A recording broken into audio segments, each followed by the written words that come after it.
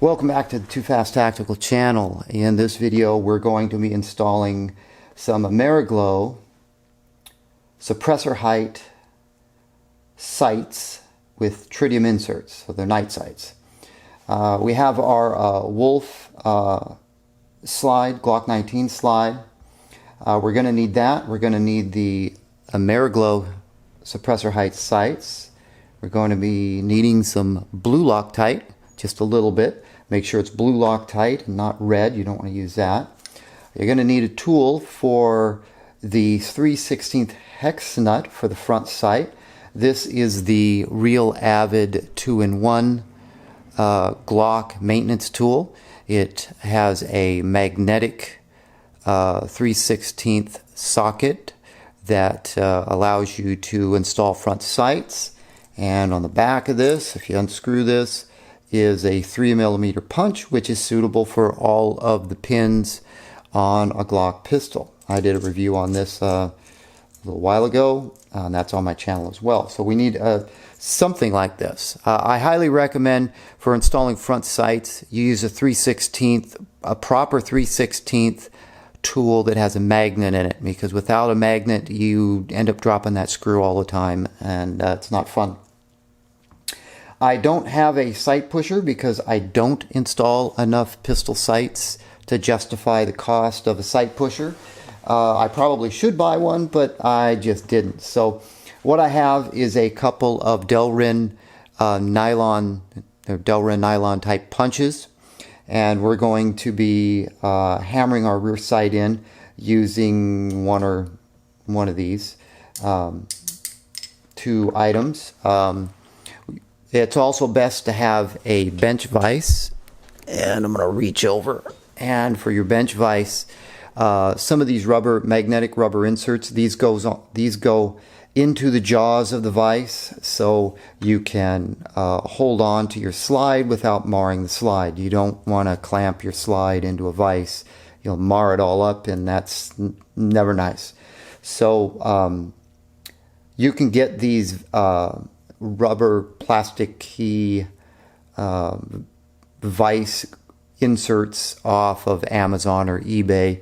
I don't remember. I think I got these off of eBay. They weren't that expensive. So that would be recommended if you're going this route. If you have a sight pusher tool, then obviously you don't really need these per se, because if you have the sight pusher, you could just clamp it directly in your vise, and who cares if the sight pusher gets marred up. But anyway, so let's go ahead and get started with our front sight. These are the Ameriglo, and I've got some generic blue Loctite. We don't need very much. The sights come with a screw. If you're taking off existing Glock sights, keep the screw with the existing Glock sights. Use the screw that comes with your aftermarket sights, and in this instance I'm using the screw that comes with the Ameriglo. And we need just a smidgen of Loctite. You don't need a whole lot on there. Again, you don't want to use anything but a blue Loctite. A blue Loctite is reversible. A red Loctite is permanent. Don't use red Loctite. Alright, so let's put a little dab over here. And we'll take our real Avid tool and we'll get, you can see that the real Avid tool really holds on to those screws, so you can get them aligned and get them in there without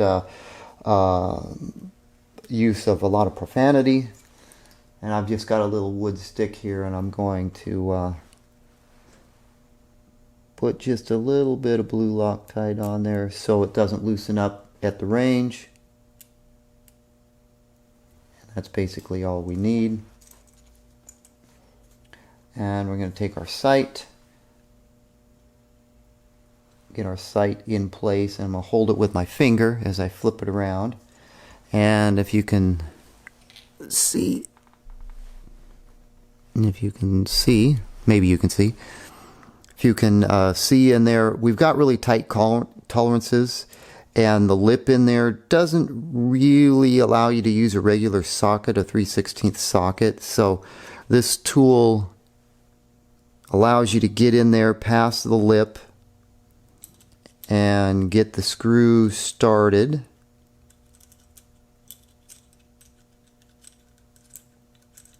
Without any issues.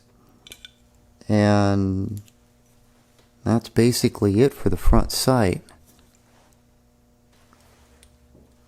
So you don't need to put a lot of torque on this. I'm hand tightening it because we have the Loctite on it. We want it tight enough so it doesn't move around, and it's really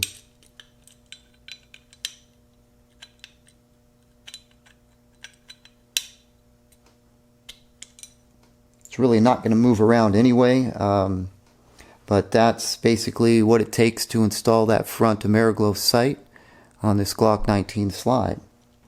Alright, so let's get prepped for the rear sight.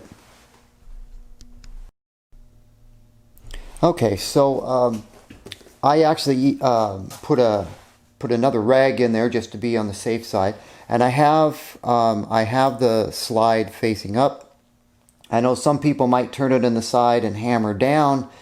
The problem with that is what's happened to me in the past, especially with my my Smith & Wesson Shield, is hammering down has a tendency of tilting the slide out of the vise, and then you end up cranking more pressure and more pressure on it, and I don't want to do that. Right now I have it snug. I don't want to put a lot of pressure and crush this slide.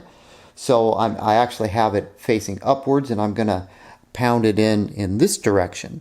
So that's how we're going to do this. That way I'm putting pressure going in this direction, and it won't move around. So what I'm also going to do is I'm going to put a little dab of WD-40 in this channel right here, just to help it slide in easier. I did that on the last couple of sight installs. I had some very tight tolerances on the Smith & Wesson Shield, and I was having trouble getting the sight in there, the rear sight in it, and put a little WD-40 and it slid right in. So it makes quite a bit of difference. Optional, of course, but for me, I'm going to put a little in there. We're going to get this started.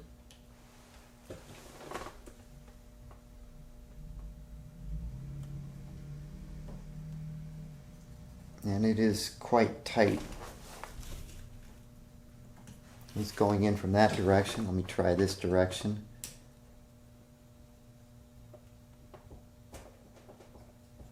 Yeah, it is quite tight. It's not even sliding on. It's only sliding on just a little bit.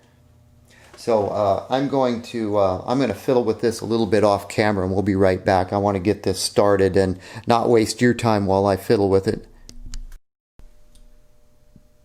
Okay, I've got this started. It's started a little bit. I've got my this is a Wheeler gunsmithing hammer. It's got a brass end and a nylon end, and you can use this for getting your sight started, for a little for driving it in a little ways, and then we'll resort to one of these Delrin punches when we get down there a little bit. So I reposition the camera so you can kind of see what's going on here, and I'll try to keep my fat mug out of the picture. What I'm going to do a little bit here is just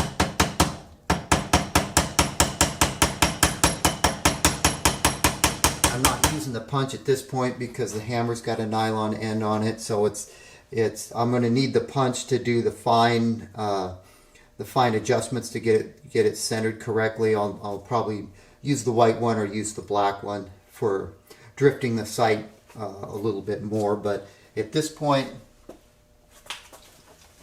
I'm just gonna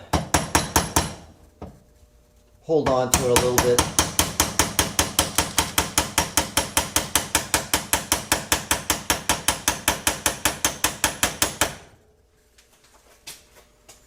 And it is extremely tight. If I don't make any progress on this, I'm probably going to take it out and take a file to it.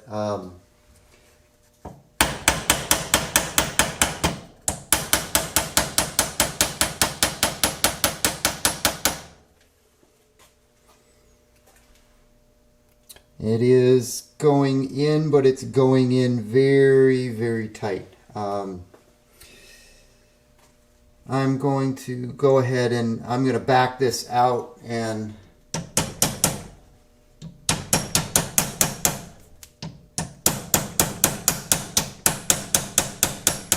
going to have to use the punch to get it out. I'm going to back this out and I'm going to go over the edges of this with some, I've got some 1000 grit sandpaper or 1500 grit sandpaper. I'm just going to go over it lightly. I don't want it to slide around, but my gut feeling is this is just fitting too tight. This is should have slid in a little bit further from the get-go, and it's just needs a little bit of adjustment. So I'm going to do that and we'll be right back. Okay, so there seemed to be some excessive finish buildup on the slide in this channel. So what I've done was I've taken some, well, started out with 1000 grit sandpaper, and that's way too fine. I moved over to a 400 grit sandpaper and worked on the edges of the sight to smooth those down and remove some material. I also took a pick and cleaned out some of the excess material on the inside of the channel on the slide so the sight could slide on easier. It's still a bit rough going. I took a little bit of sanding. I did a little bit of sanding on the bottom of the sight and on both of the sides. Now, one thing you want to be real careful about if you're doing any type of sanding or filing is you can't put the material back on if you take too much off. So this is in this particular situation, this is serious trial and error. I do a little bit of sanding and try and hammer the sight on.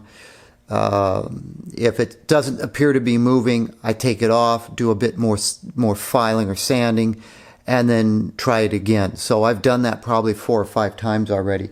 And I'm actually not even using the vise at this point. I'm actually on my workbench with the rag and my hammer with the nylon end, and I'm just going at it like this. Eventually, when it gets close, I can transition over to the Delrin punch.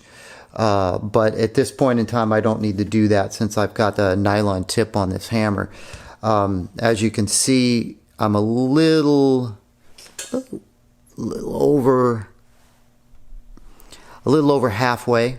So it is moving now. Before it was not moving at all, but at least this time now it's actually moving. So I'm going to hammer on this a little bit more off camera, and that's basically all I'm doing is once it reaches an impasse where it doesn't want to move, I take it off, take a little piece of sandpaper and remove a little bit of material, and then repeat the process. And I still have the channel lubed up with some WD-40 to make this process a little bit easier. But you definitely want it to be tight, but you don't want to have to use a sledgehammer to get it on there either. So combination of several issues. Either this channel is out of spec or there's too much finish built up in the channel. So that's how it goes sometimes.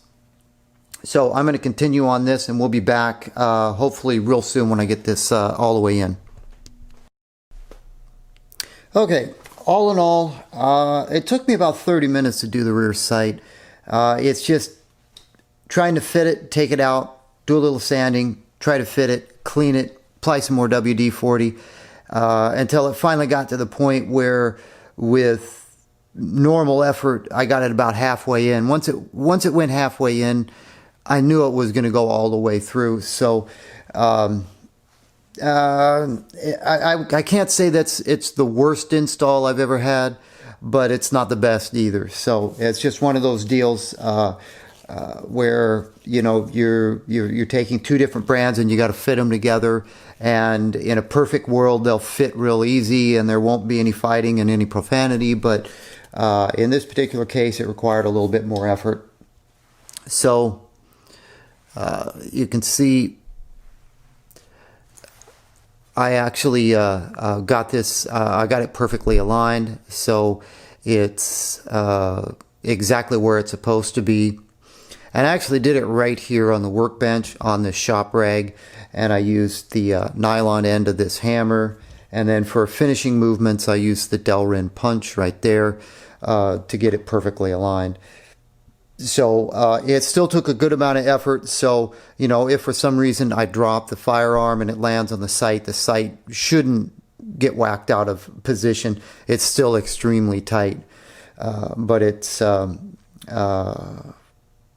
pretty much perfect now at this point. So as you can see,